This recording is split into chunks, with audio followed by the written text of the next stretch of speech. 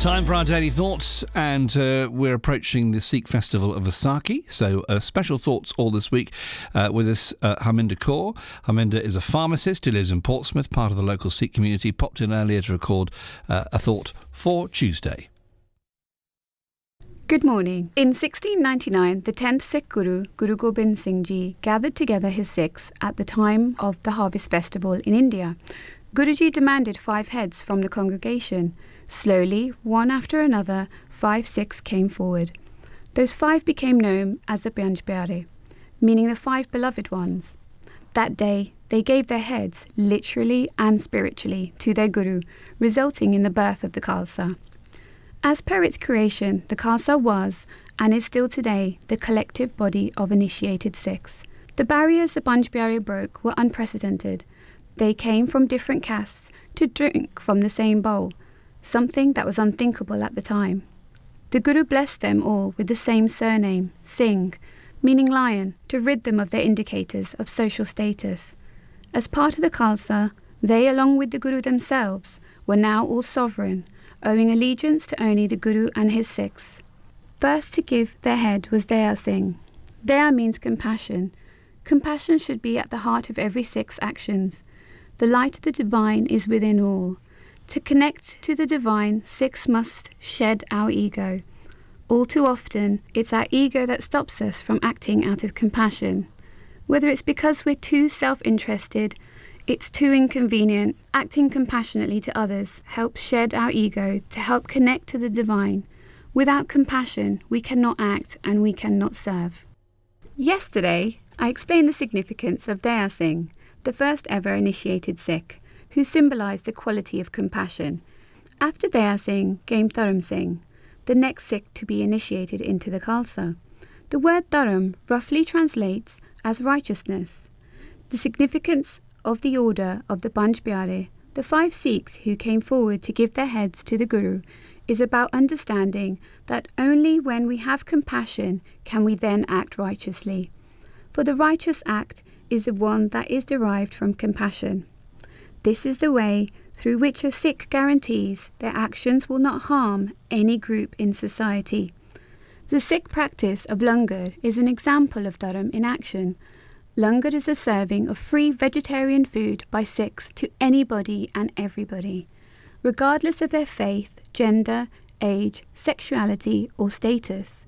Every Sikh temple, called gurdwaras, includes a langar hall, where rich and poor sit alongside each other to eat the same meal.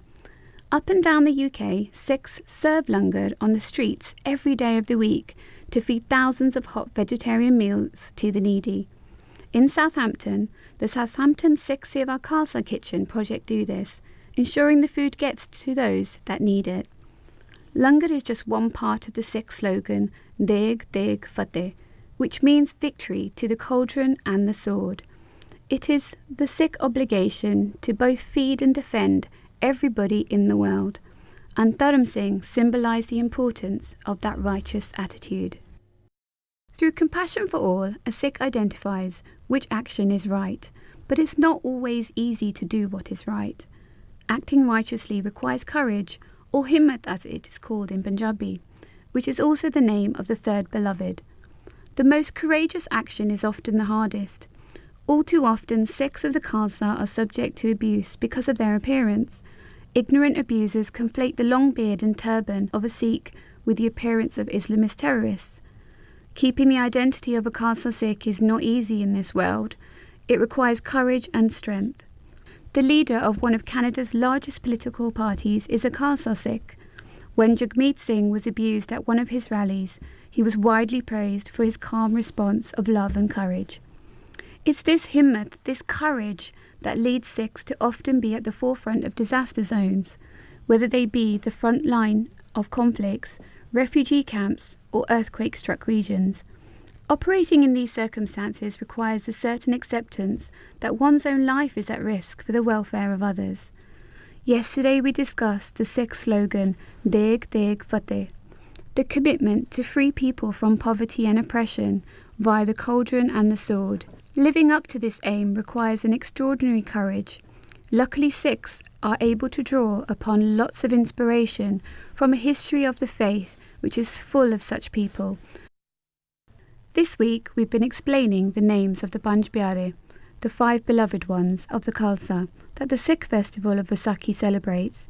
Today we explore the last 2 of those beloved 5 and see how, for a Sikh, it's not even enough to be courageous. They say there's a fine line between being brave and foolish. Have you ever done something brave only to think later that it was actually foolish for you to have done it, and you resolve not to be so risky again? A Sikh of the Khalsa does not have the choice to waver from righteous action. Morecambe Singh represents the next quality Sikhs need to achieve this. Morecambe translates as steadfastness. The mission of the Khalsa is to free the world from poverty and oppression. That's not only a hard battle, but also a long battle, which is why Sikhs need to be steadfast. Sikhs have a state of mind called Chardi Kala, which means ever-rising spirits. Chardi Kala dictates that even when all seems lost, the Sikh will remain steadfast and determined to serve the divine. Daya, Dharam, Himmat and Morecambe. These names outline for us as Sikhs how to deliver what the world needs. Through these, we get to the last of the 5 beloved, Sahib Singh. Sahib means master and refers to the fact that if we do what is right, motivated by compassion, to act righteously, with courage and steadfastness, we shall become masterful. The names of those 5 beloved and what they represent are the true meaning of Vaisakhi. Harminder Kaur celebrating and marking Vaisakhi on our Daily Thoughts all this week. Thank you, Harminder. Harminder, by the way, is a pharmacist from Portsmouth who's been with us all this week. On Monday, Dave Adcock is here at the same time, 10 to 7.